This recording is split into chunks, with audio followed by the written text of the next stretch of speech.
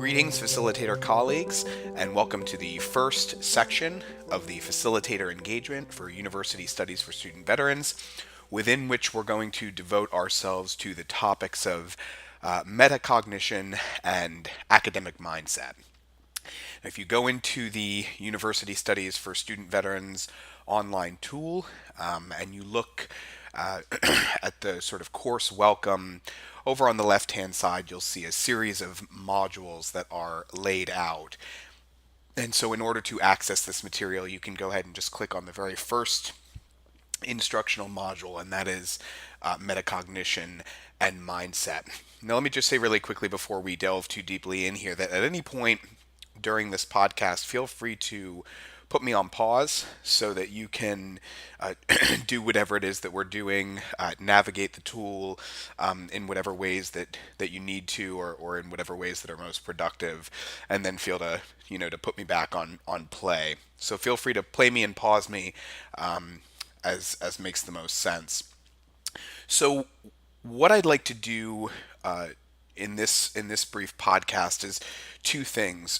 First, I'd like to use the metacognition and mindset module, since it is the first one that we encounter in the course, as a sort of way to talk about the larger structure of the course. I want to talk a little bit about the architecture, some of the instructional and interactive features of the tool, and to try to give you a better sense of how the tool is laid out so that you have that information as we proceed to future weeks.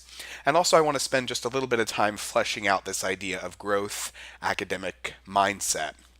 Many of you may be very familiar with the work of Carol Dweck and the idea of growth academic mindset, but some of you may not be. And so I just want to make sure that we have that common vocabulary before we jump too deeply in. And of course, that is one of the learning outcomes of this particular module for student veterans and military connected students, making sure that they too understand this tool before they move on to other pieces of the course. So again, we're going to talk about structure, and we're going to talk a little bit about the ideas that sort of constitute this module. So first of all, the structure. Again, I've already directed your attention to the modules along the left side of the page. And if you look at them now, you'll see that we have metacognition and mindset, active reading and note-taking, how to succeed in technical courses. Technical courses here for our purposes are STEM courses, science, technology, engineering, and math. Although I do make an argument at some point in the MOOC that writing courses are in a way also technical courses. We then have hard reading, good writing.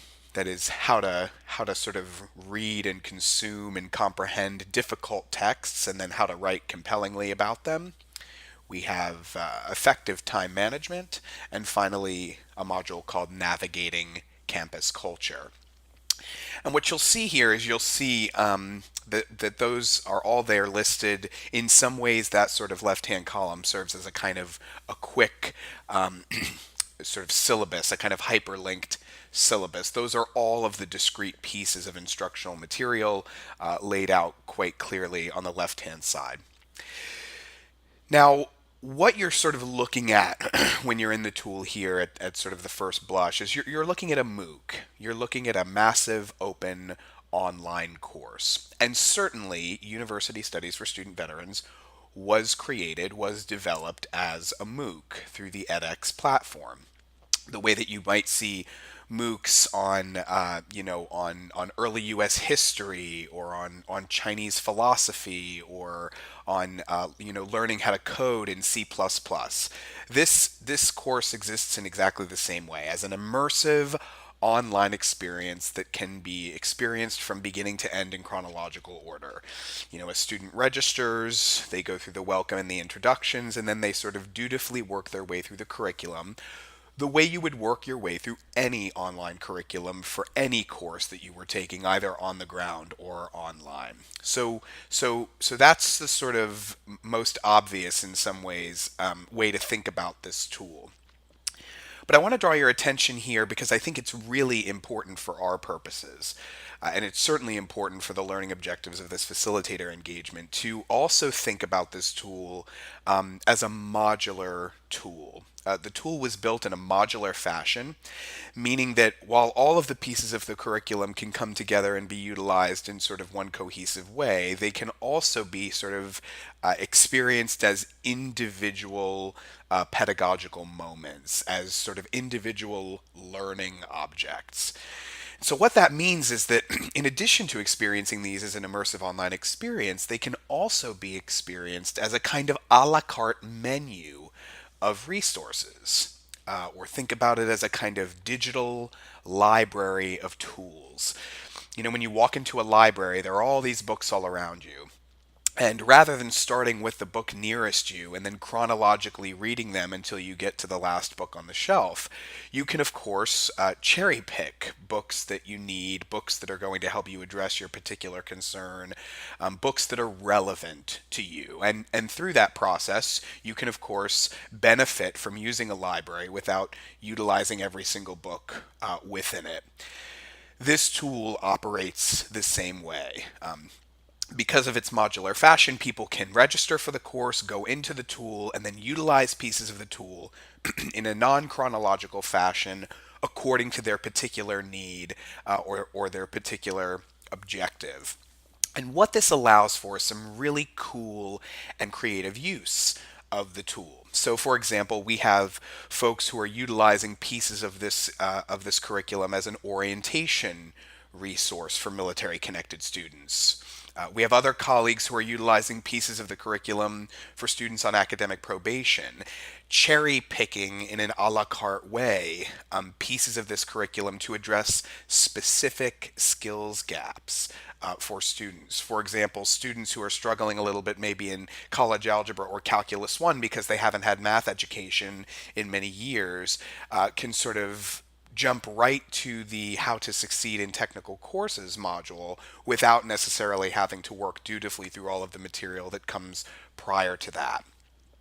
We have folks who are using the course as a companion text for existing on the ground support courses and transition programs.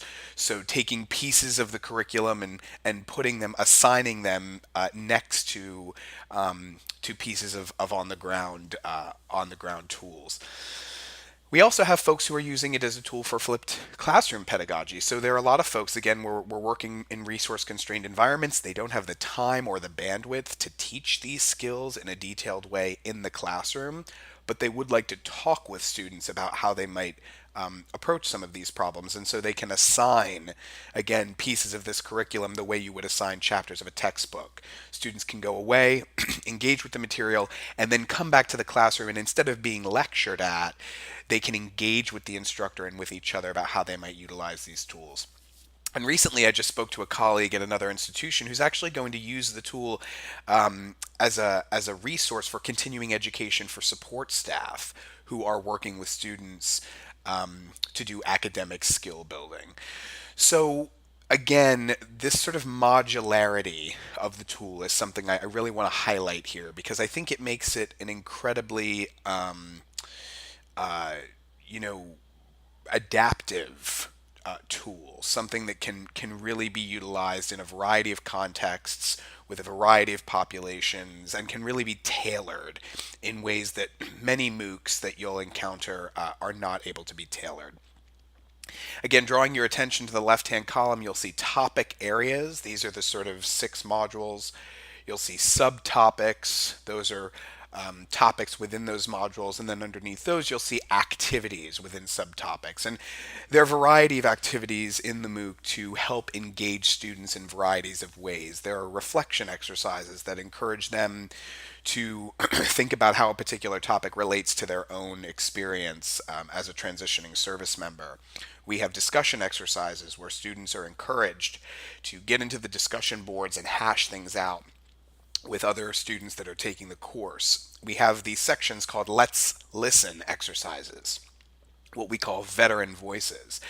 These are moments, and I think this is a really cool part of this curriculum, these are moments where students, student veterans who have graduated from the university studies curriculum and have gone on to do quite well in college, talk about how they actually applied this material to their own study practices. And so, you have the content experts, you have Josh and Sarah, and you have me sort of talking about this stuff, delivering some of the material, and then you have student veterans taking that material and sort of rehashing it or translating it into plainer speak. And the goal there is to try to make this stuff as accessible as possible to as wide an audience as possible. There are also moments in the curriculum where students are encouraged to learn more, to delve more deeply into particular topics. And what we're doing there is we're linking to outside resources that we think are really great. Obviously, we could deliver all of the material in this course, but we know there's some really good stuff out there that does a better job than we could do at talking about some of these topics. And so we actually link to it. And so the course is not only a sort of presentation of our own take on some of these topics, but it's also a place where we've tried to cultivate and gather together some of the best resources that are out there. And of course, you'll also find assessment exercises of various kinds, both formative and summative assessment exercises. That is, assessment exercises that are meant to help develop students' understanding, and then assessment exercises that really sort of evaluate their understanding. This is not a punitive assessment structure that you'll find in this particular tool. What we're really trying to do is reinforce information for our students and give them the best opportunity to learn what they need to learn. So that gives you kind of a broad sense. And again, I encourage you to poke around in here. I encourage you to take some time to dig around and explore and sort of navigate the resource and get a better sense of some of this architecture that I've talked about. So I said that we'd talk about structure, and then we'd also talk a little bit about growth academic mindset. And to me, this idea, in some ways, the reason it comes first in the tool is that I do think in some ways it sets the stage for students. It puts them in a place where I think they're most receptive to some of the other things that we go on to teach them.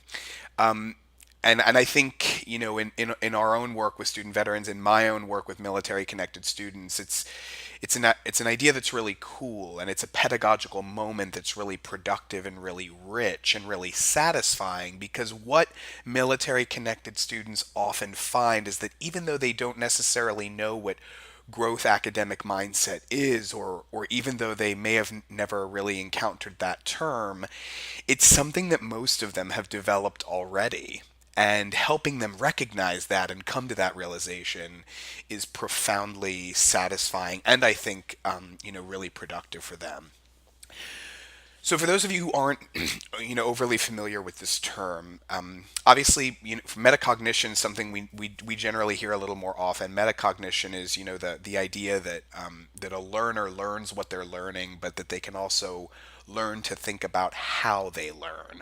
So metacognition really is the process of spending some time thinking about the process through which and by which you learn new things. And the idea is that spending a little bit of time learning more about how we learn, not surprisingly, makes us better, more competent, more creative learners. Growth academic mindset is an idea that really came into being through the work of Carol Dweck. And what she says is, she says that there are really two types of academic mindset. There's fixed academic mindset and growth academic mindset. And most students are going to lean pretty heavily in one of these directions. A fixed academic mindset is the idea that intelligence and talent are essentially fixed qualities. You have a certain amount of them, and that's that. So folks who display a fixed academic mindset tend to think about intelligence and talent the way you might think about hair color or eye color or how tall you are. That these things are sort of genetically determined, and that's the end of the conversation, right?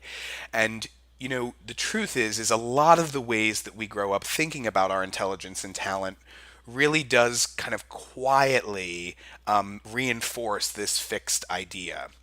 When you're a child and someone says, "You're so good at math," Even though that's a positive articulation, it gives you some sort of indication that being good at math is part of who you are.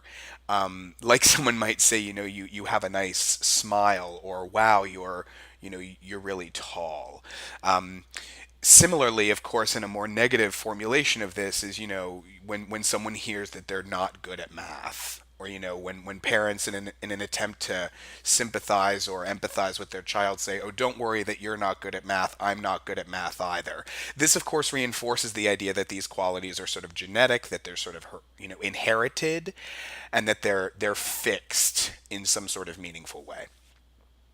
Growth mindset, on the other hand, is the idea that intelligence and talent are dynamic and developable. So if developable is a word, I don't think it is, but we're just going to power through and use it.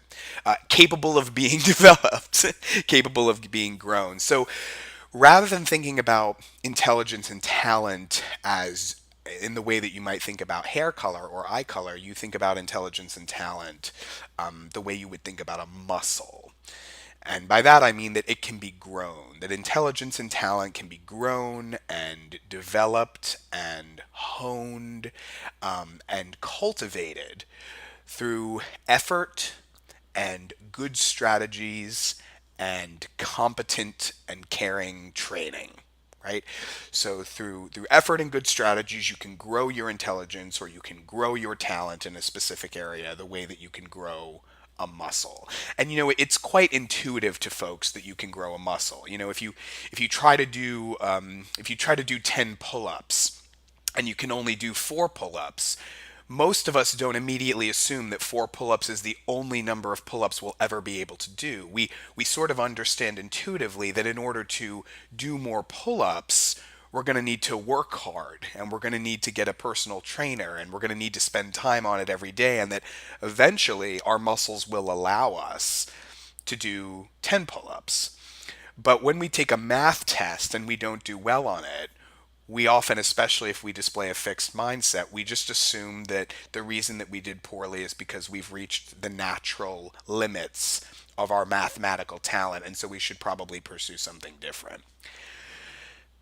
What's really fascinating, kind of for me, kind of mind bending about these two ideas is that Carol Dweck's research and the research of other folks have shown us that whether or not a student has a fixed or a growth mindset doesn't just impact how they think about school, it actually impacts in measurable and significant ways student success, students' ability to succeed academically, retention in school, resilience in school, and it also importantly affects how they react when they're in the grip, how they react and respond to academic distress, what they do next after they experience a failure.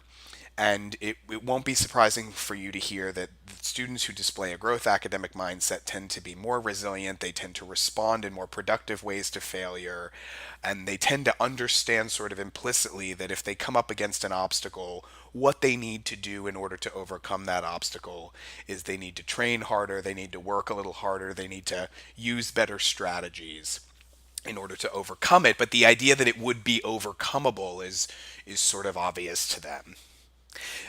Now, what's cool about this topic, and again, I encourage you to get into the tool. Listen to Sarah Remedios Bloom talk a little bit about this topic. She's incredibly articulate on this idea and has been working with our students for a long time to think about mindset. But what's cool is that our veteran students, more I think than many of our non-traditional students or our breakaway learners, are very receptive to this idea. And I think the reason for that, and I look forward to talking to you all this week about this, but I would argue that military-connected students are already uniquely familiar with the experience of encountering a seemingly difficult or impossible task, and then through effort and training, learning how to do that thing that seemed difficult or impossible. And again, through this effort and these good strategies, actually mastering the execution of that thing. Our veteran students are experts at mastering the execution of seemingly impossible things. And all you have to do is talk to a veteran student about their experience in boot camp, to have them tell you essentially a growth mindset narrative.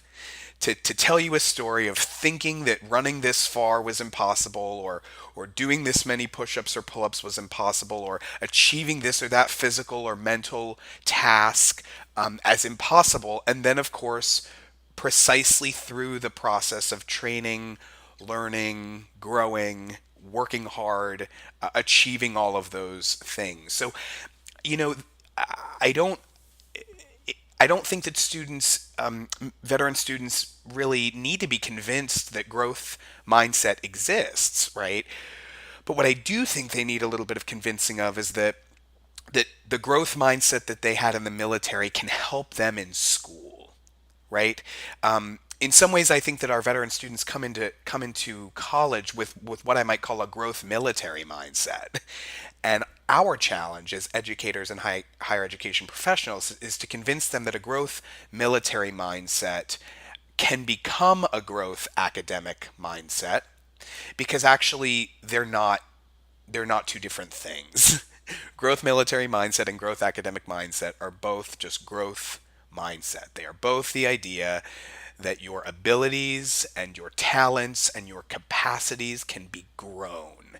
They can be developed. They can be cultivated. They can be matured. They can be made more robust, and more powerful and more potent through effort and hard work.